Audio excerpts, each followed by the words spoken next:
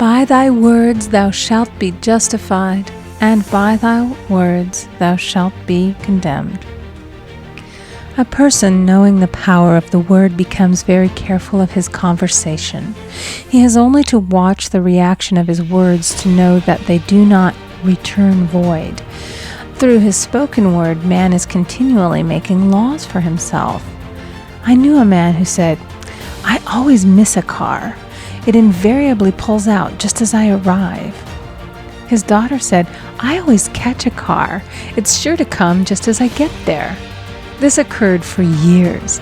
Each had made a separate law for himself, one of failure, one of success. This is the psychology of superstitions. The horseshoe or rabbit's foot contains no power, but man's spoken word and belief that it will bring him good luck creates expectancy in the subconscious mind and attracts a lucky situation.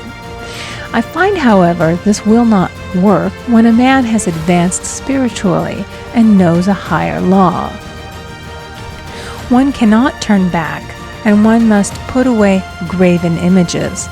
For example, 2 men in my class had had great success in business for several months, when suddenly everything went to smash. We tried to analyze the situation, and I found, instead of making their affirmations and looking to God for success and prosperity, they had each bought a lucky monkey. And I said, "Oh, I see.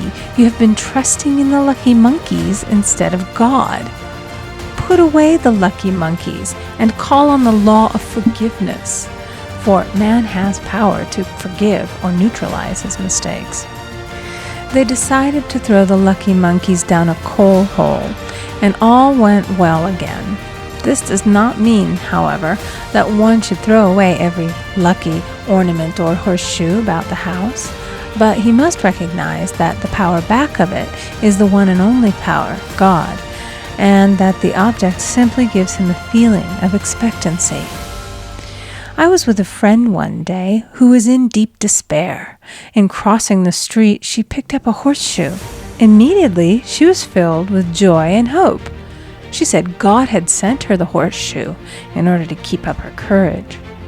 It was indeed, at that moment, about the only thing that could have registered in her consciousness. Her hope became faith, and she ultimately made a wonderful demonstration. I wish to make the point clear that the men previously mentioned they were depending on the monkeys alone, while this woman recognized the power back of the horseshoe. I know in my own case it took a long while to get out of a belief that a certain thing brought disappointment. If the thing happened, disappointment invariably followed. I found the only way I could make a change in the subconscious was by asserting, there are not 2 powers, there is only one power, God. Therefore, there are no disappointments, and this means a happy surprise. I noticed a change at once, and happy surprises commenced coming my way. I have a friend who said nothing could induce her to walk under a ladder. I said, "If you are afraid, you are giving into a belief in 2 powers, good and evil, instead of one.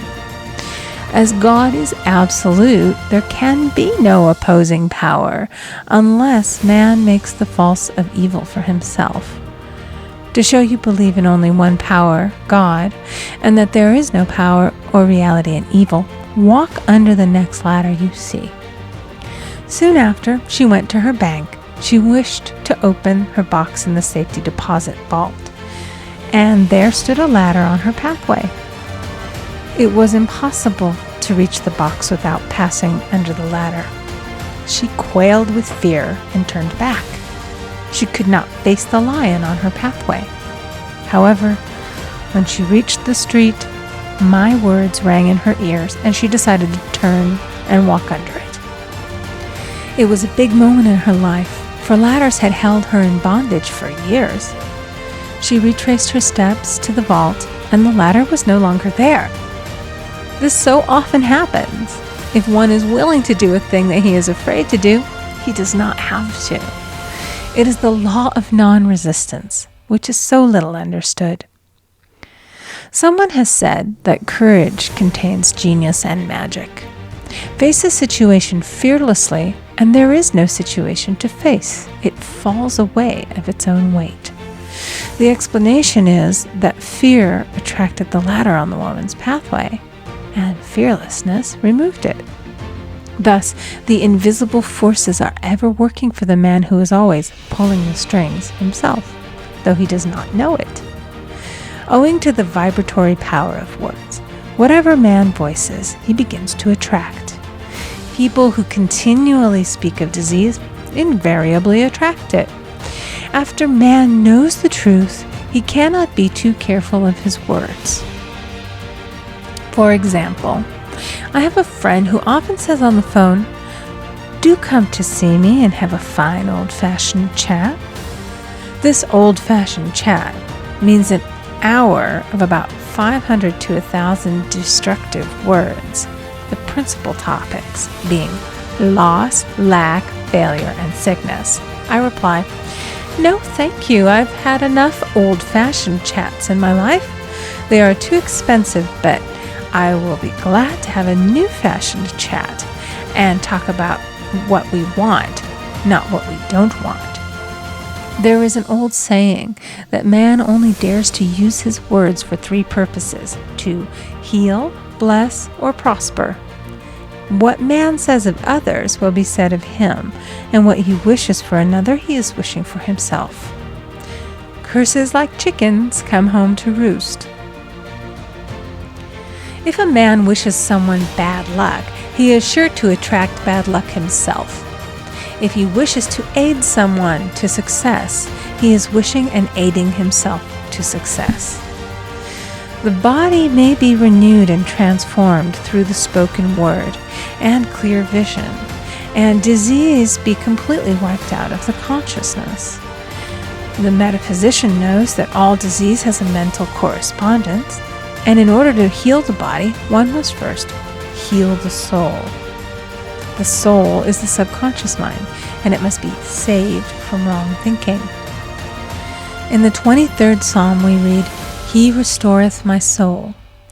This means that the subconscious mind or soul must be restored with the right ideas, and the mystical marriage is the marriage of the soul and the spirit, or the subconscious and superconscious mind. They must be one. When the subconscious is flooded with the perfect ideas of the superconscious, God and man are one. I and the Father are one. That is, he is one with the realm of perfect ideas. He is the man made in God's likeness and image, imagination, and is given power and dominion over all created things, his mind, body, and affairs. It is safe to say that all sickness and unhappiness come from the violation of the law of love. A new commandment I give unto you, love one another. And in the game of life, love or goodwill takes every trick. For example, a woman I know had, for years, an appearance of a terrible skin disease. The doctors told her it was incurable, and she was in despair. She was on the stage, and she feared she would soon have to give up her profession, and she had no other means of support. She, however, procured a good engagement, and on the opening night made a great hit. She received flattering notices from the critics and was joyful and elated. The next day she received a notice of dismissal. A man in the cast had been jealous of her success and had caused her to be sent away. She felt hatred and resentment taking complete possession of her, and she cried out, "Oh God, don't let me hate that man." That night she worked for hours in the silence. She said, "I soon came into very deep silence. I seemed to be at peace with myself, with the man, and with the whole world. I continued this for 2 following nights, and on the 3rd day, I found I was healed completely of the skin disease." In asking for love or goodwill, she had fulfilled the law, for love is the fulfilling of the law. and the disease, which came from the subconscious resentment, was wiped out. Continual criticism produces rheumatism, as critical, inharmonious thoughts cause unnatural deposits in the blood which settle in the joints. False growths are caused by jealousy, hatred, unforgiveness, fear, etc. Every disease is caused by a mind not at ease. I said once in my class, there is no use asking anyone, "What's the matter with you?" We might as well just say, "Who's the matter with you?" Unforgiveness is the most prolific cause of disease. It will harden arteries or liver and affect the eyesight. In its train are endless ills. I called on a woman one day who said she was ill from having eaten a poisoned oyster. I replied, "Oh no, the oyster was harmless. You poisoned the oyster. What's the matter with you?" She answered, "Oh, about 19 people." She had quarreled with 19 people and had become so inharmonious that she attracted the wrong oyster. Any inharmony on the external indicates there is mental inharmony. As the within, so the without.